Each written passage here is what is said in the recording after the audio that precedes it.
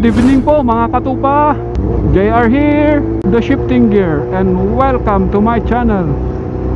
Ngayong gabi mga katupa, kung maalala nyo yung ating vlog nung nakaraang mga linggo o araw mga katupa, yung ating pagpunta sa Bigang Ihaw-Ihaw and restaurant po, yung restaurant po na yon, yung sa may bypass road. Kung natatandaan nyo po mga katupa, ayan po, ipa-flash ko po yung thumbnail nung blinag po natin na restaurant. It's a blessing po mga katupa na tayo po ay pinaunlakan muli, dahil sa araw na ito po ay fiesta po pala ng Urdaneta City mga katupa. Town fiesta po nila, ay city po pala, city na po fiesta po nila ngayon mga katupa.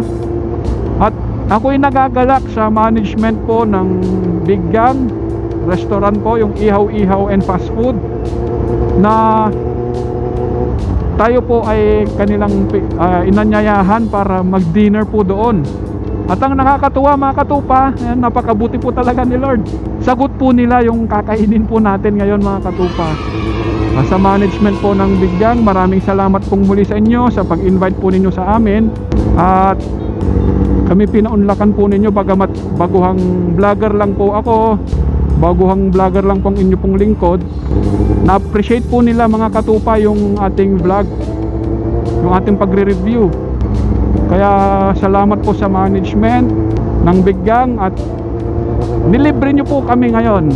At ito po ay isang napakalaking karangalan po para sa amin ni Boss Madam sa pag-invite po ninyo mga katupa sa Bigang po. Ito po yung first review na nireview ko po na place na inimbitahan po ako para kumain ng libre. Kaya salamat pong muli. Mamaya po tatanong kung hindi po sila busy tuloy. Kaya kung hindi po sila busy, subukan po natin silang interviewin mga katupa, yung mga staff po nila.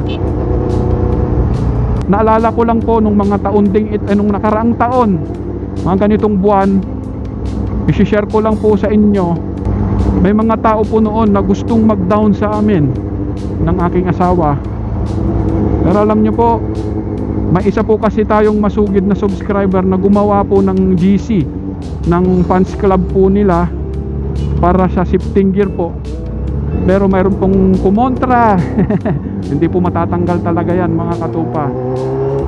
Pero sa awa ng Diyos, ako po ay nagpapasalamat unang-una po sa ating Panginoon sa lahat po ng blessing. Nakikita ko na po, alam nyo po, sa totoo lang, si katupa po ninyo, hindi naman po ako yung kilalang tao, hindi rin po ako yung mayaman, hindi po ako simpleng tao lang po kami mga katupa. Pero ako po yung nagpapasalamat sa Panginoon dahil unti-unti po nagkakaroon ng katuparan yung ating channel na ito. Hindi ko rin po in-expect na umabot din po tayo ng 400 plus na subscriber. Pero sa tulong po ninyo mga katupa, salamat ng marami po sa suporta po ninyo. Nandito na tayo sa Bigang.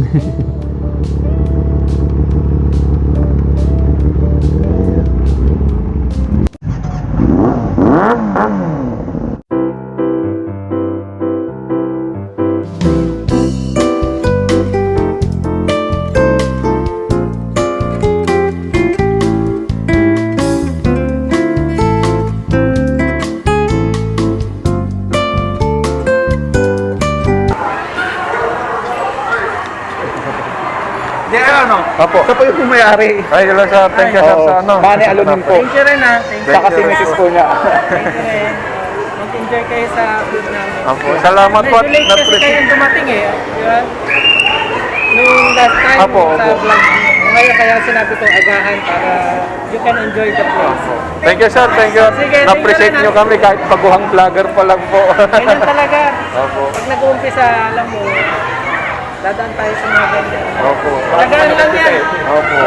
Di ba lang, kasuporta naman kami sa inyo. Thank you po sir. Thank you sir. Pwede po kayong sa mamaya sir, may interview po. Ay, yun na lang ba yan? Kaya siya. Hindi, sige na lang. Ay, nagturuan na naman kayo. Mamaya Sige, po. tawagin mo ako ano na lang mamaya. Sige po. Sige po. Thank you sir. Thank you po. Enjoy na lang po. Thank you sir. Thank you po. Ayun po. Oh, sige. Sige sir. Thank you sir.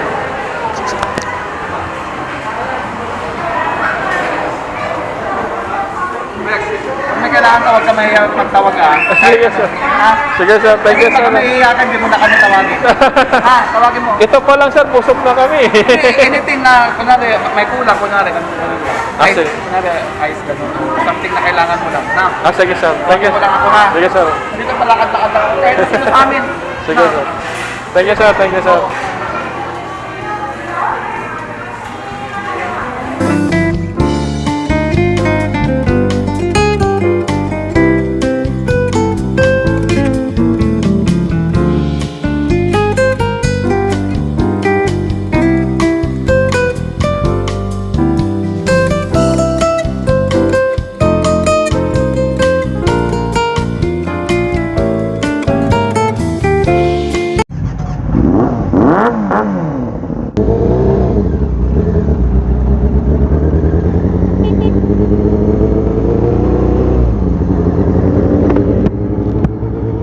At ayan nga po mga katupa, tapos na po tayong kumain. Pauwi na rin po tayo ng Manawag. Ang ginaw ngayon mga katupa, grabe. Yun po, ako po ay lubos na nagpapasalamat sa management ng Biggang Restaurant po. Nakakatuwa dahil nakausap po natin mismo yung mga may-ari at nagkakwentuhan pa po. Hindi na ng busina natin. Yun nga po mga katupa, nakakatuwa dahil nakakwentuhan po natin mismo yung mga may-ari ng restaurant. At ayon nga po sa kanilang kwento, dahil tinanong ko rin po, dahil interviewin ko po sana sila mga katupa, kaso nahihiya daw po silang humarap sa camera. Yan po, salamat po sa inyo sir, ma'am, sa lahat po ng staff, maraming salamat po. So nag-umpisa po yung Biggang, nag-derive din po nila, kasi ang unang plano daw po pala nila ay parang ihaw-ihaw mga katupa. Tapos ang original na pangalan daw po nila, pinagsasama-sama nila yung mga pangalan po nila, hanggang maisip nila, total nakita nila yung pag nag-iihaw po, kasi pag sa Ilocano po kasi yung Biggang, yun po yung baga. Halimbawa sa barbecue, yun po yung baga, yung Biggang. Kaya doon po nila naipangalan po yung kanilang business. At nakakatuwa po dahil parang family, ano po yun, family owned. Makikita nyo po doon mga staff nila, mga manager, mga lahat po ng mga ano nila, mga crew, karamihan po doon pamilya rin po nila, nagtutulong-tulong po. Kaya ang ganda ng banding po nila dahil isa po ang kanilang business na magpapamilya, nagtutulong-tulong po sila. At ako po natutuwa dahil nga po tulad ng nasabi ko kanina, kahit po tayo ay baguhang vlogger pa lamang po, na-appreciate po nila yung ating, ngayon po medyo naluluha po ako mga katupa, dahil yan nga naalala ko nung time na ganito rin pong panahon nung nakaraang taon. Nakaranas po kami ni Boss Madam ng matinding persecution mga katupa. Matinding pagsubok, matinding stress ang pinagdaanan po naming mag-asawa, na halos gusto po na naming sumuko dahil sa mga tao na hindi po namin inaasahan na sila pa po pala yung magda-down sa amin. So ang naging susi po, hindi po kami bumitaw sa Panginoon ng mga pangako po niya sa buhay namin. Nagpatuloy po kami, nagpatuloy po kami nagtiwala sa Panginoon. Hindi po kami napanghinaan kahit napaka-tindi na po yung pinagdadaanan namin.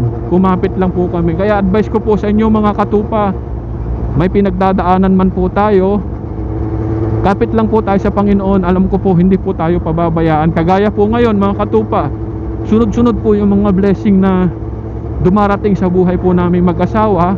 At ang nakakatuwa po, hindi lang po sa aming mag-asawa, kundi po sa buong pamilya po namin, kasama po ang buong pamilya na nakaka-receive po ng pagpapala po mga katupa. Hindi po tayo pababayaan ng Panginoon, kumapit lang po tayo. Kaya nga po, advice ko po sa mga katupa na nakakanood ngayon, huwag po kayong sumuko. Maging po yung sa pinuntahan namin kanina dumaan din po sila sa pagsubok sa kanilang negosyo at nagpatuloy po sila sa kanilang hangarin na yung hindi nila pinabayaan na malugmok po sila sa pagsubok na yon. Nakaisip po sila, nagtulong-tulong po silang gumawa ng solusyon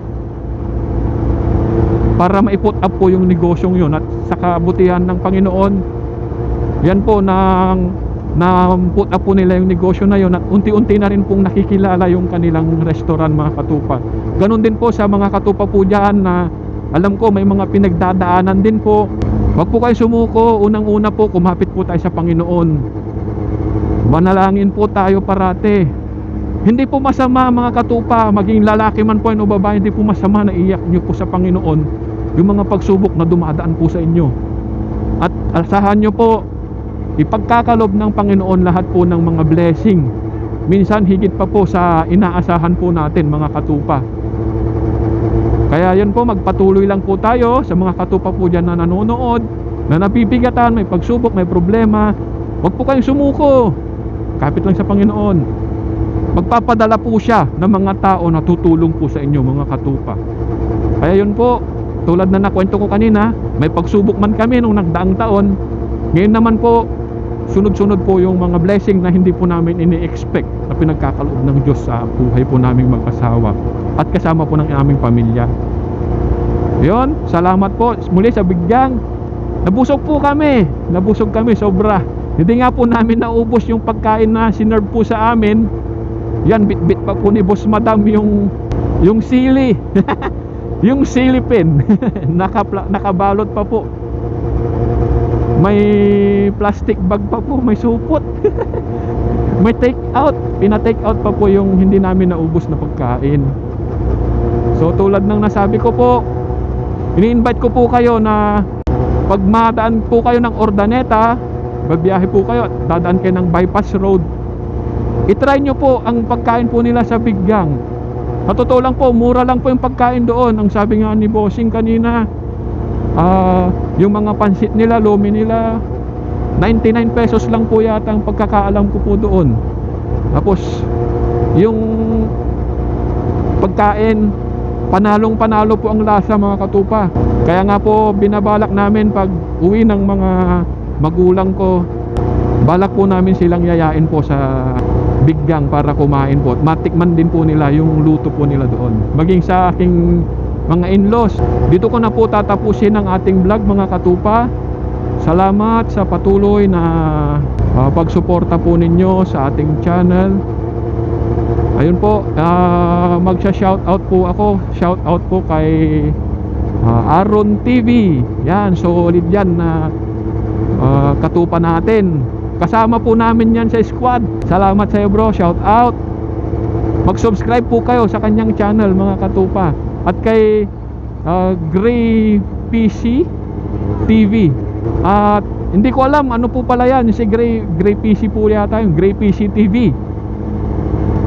Kababaryo ko po pala nag-comment po sa akin, malapit lang sa amin. Kasi hindi ko alam kung ano pa talagang pangalan niya sa totoong buhay. Mga mamaya, nakakasalamuha ko po pala, hindi ko alam, subscriber po natin, mga katupa. Yan, shout out sa iyo, bro. One time pag message mo yung page, magpakilala ka at bibigyan kita ng sticker at magkikita tayo. Yan po. Maraming salamat pong muli, mga katupa. Patuloy po ninyong suporta ng ating channel. Ako ay nagpapasalamat po sa inyong lahat. At ganun din po sa mga hindi pa po nakapag-subscribe, please subscribe, like and share po sa ating channel. Asahan nyo po na marami po tayong matututunan sa channel na ito, mga katupa. Hindi lang po pagmumotor, kundi po paging sa mga buhay-buhay po. Kasama po yan. Maraming salamat, mga katupa. Tulad ng madalas ko pong sinasabi, keep safe, ride safe po. God bless po sa ating lahat. Paalam po.